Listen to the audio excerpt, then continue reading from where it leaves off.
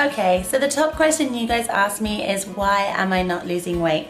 I have a couple of reasons as to why I think some of us are struggling more than others. And my first reason is, have you decided that you want to lose a stone in 6 weeks? Have you joined the gym, you're going as many times as possible, and you've slashed your calories in half? If that is so, yes, you will lose weight, but in 6 weeks' time, you will have exhausted yourself, you won't have anywhere to go, and you'll reach a plateau with no further weight loss. What do we want to do? Right, when I have a client and they come to me and they have a weight loss idea, if they're completely new to the whole healthy lifestyle, we have the best situation ever. Because what I want to do is I want to find out naturally how many calories that person is eating on a daily basis. Something like MyFitnessPal is perfect for this. I'll get them to input their diary for about a week and we'll work out an average amount of calories, and hopefully they haven't brought them down too low.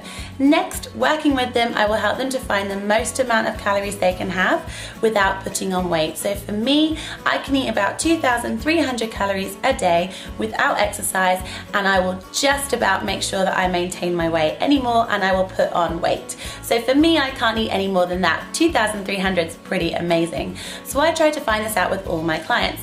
Once we found it, we make sure that those 2,300 calories are good calories. We're not just eating Mars bars and crap food. It's 2,300 of really high nutrient-rich foods. Of course, there can be the odd Mars bar in there if you want as well, but the main majority of it is good foods. Next, we incorporate some exercise. So if you're new to the whole thing, exercise is going to make you lose weight anyway. You don't need to be doing it 5 times a week. Just the one day will be a change to your body and will increase on weight loss. So we start slow and we go for like 3 days or whatever it is you can actually fit into your schedule. So if we can do 3 days of workouts, fantastic. We stick with this until we have some weight loss, and then when we plateau, we have so much room to go. We can either add in a new day of exercise, or we can increase the cardio, or we can reduce a couple of calories, or we can change your macros, so we can reduce your fat or reduce your carbs. We have so many ways to go before you are exhausted, before you're in the gym 3 times a day because you have nothing else you can do, and before you're living on like 1,000 calories. I want you guys to be really sensible with your bodies. I want it so that you guys can eat the most amount of food and have the least amount of exercise and enjoy your life. I don't need you guys spending your whole days in your gym and counting every calorie there is. So unless you're doing like a bodybuilding competition, or you want to be like a bikini model, or you're doing like a competing, something you need to be monitoring it for, or doing an intense amount of exercise, let's try and make it as easy as possible. Next, are your cupboards too healthy? Have you gone completely OCD and decided that you're never having carbs again? Fat is the dirtiest word of all, and protein is the only thing you're gonna have, but you're just gonna spend your whole time farting and living on shakes. This is definitely not the idea. Now, my cupboards are not particularly clean. We like to make sure that we have a balanced diet here, because otherwise I would climb the walls and end up in the nearest corner shop scoffing all the Dairy Milk marvelous creations. So what I want you guys to make sure that you do when you do your weekly food shop is you make sure you have something for everything. Don't keep your cupboards super bare so that you feel like you're trapped in your own home and all you think about is food. Sometimes we get too addicted to being really healthy and it just shocks your body too much. The more you take out means later on the more you can't put back in. So try to keep as much and as many food groups in as possible before you try and remove it all. Remember, if you take bread out and it's gone like 6-7 weeks, you might find that bread then gives you a tummy ache. If you take your favorite dessert out, you might then find, like I did, that 8 weeks later I get headaches when I have chocolate. So if you really love something, keep it in your weekly food shop, but just have it once, or have it every other week. But just make sure that you are not depriving yourself of a life. Remember, you want to lose weight, you don't want to be living in a prison and hating everything that you buy on your food shop. Now, when it comes to fruit, we don't have much fruit because I am a fruit monkey and I eat everything, and I'll have way too much in a day, and it does take up a lot of your sugars. So bananas, generally 1 a day after a workout, lemons, and the much loved avocado is always in my fruit bowl. Then if I open my fridge, in the freezer we will always have lots of fish for me and frozen vegetables and broccoli. And then moving on, I always have some Greek yogurt because this is really high in protein, which helps me reach my protein goals, but also is great if I just add a little bit of honey or some jam and some strawberries on it. It's a really nice dessert. Eggs are hugely popular in our home, as are strawberries and blueberries in smoothies, cookies, on pancakes, in everything. Now, I don't have milk because I found it really does make me have to run to the toilet within about 2 seconds.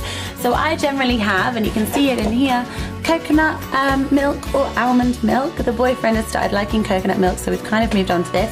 Yes, there is Disaronno in my fridge because I love it.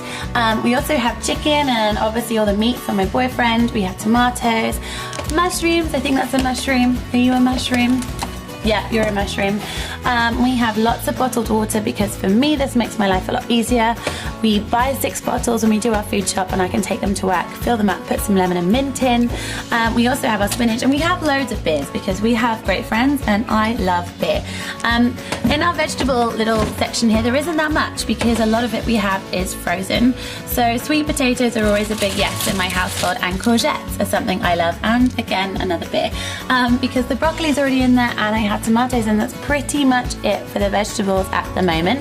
Nail varnishes are obviously part of your nutritional guide. And again, beers again.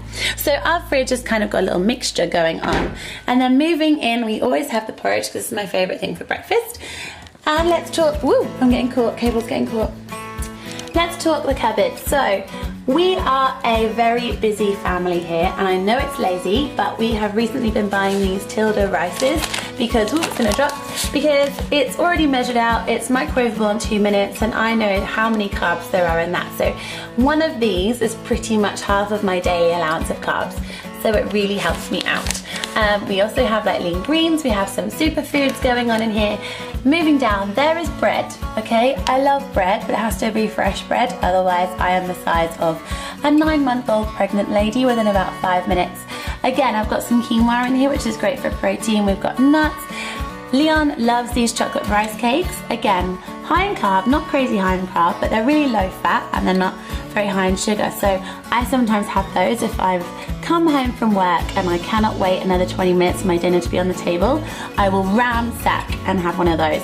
And then we have our section of drugs. Not fun to eat, but really good to keep me alive. So that's what I mean by keeping your cupboards full of everything. There was also chocolate. It's now in the bin. Hold on. In here because I've already finished it. It's only been in the cupboard for about 2 days and it's gone. But do you know what? I really enjoyed it. Next, are you a stressed person? Now I know in my holiday vlog I talked about how I was normally a level 9 and I always try to bring myself back down to a 3. Now stress is hugely important for weight loss. Some people are really, really lucky and they lose weight when they're stressed, but most of us don't, and I'm definitely one of those.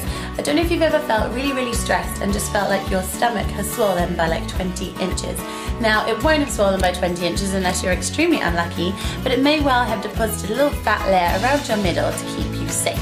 Now, when your stress levels are high, your body thinks that you are going through a hard time, and cortisol levels rise. It's like a fight or flight, so it's kind of like you're in danger. It thinks that you might starve and therefore tends to hold on to everything you eat and stores more fat around your organs to protect you. So, the more stressed you are, the more you're going to feel that you have love handles, and the more you're then going to get more stress. It's the worst vicious cycle. A bit like when your skin goes really, really crap, and so you spend loads of money on acne treatments and it gets worse and then it continues, but the days when you forget about your skin is absolutely fine. So if you can try to relax and de-stress as much as possible, you will help to reduce your cortisol levels and relax your body. We all know that when we go on holiday, even though we drink a lot and our food's completely different, we generally feel 10 times sexier and 10 times slimmer. And it's not just down to that sexy tan. Should we go? Yeah, let's go. Come on. So next question, when was the last time you switched up your routine? When I got Stephen, I started to lose weight, and it was because I was just going for 2 extra walks a day. So sometimes you don't need to make the biggest change, just a small change will be enough to affect your weight.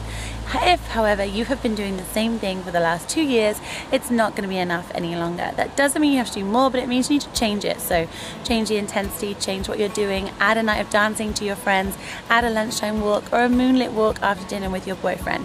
Change your routine. If you don't feel like you're getting the same benefits as you once were, you need to change it. Now, if you've never done anything, all you need to do is add in a little something. And if you have any more questions, then just leave me lots of comments below. I'll see you guys all next Sunday. Bye!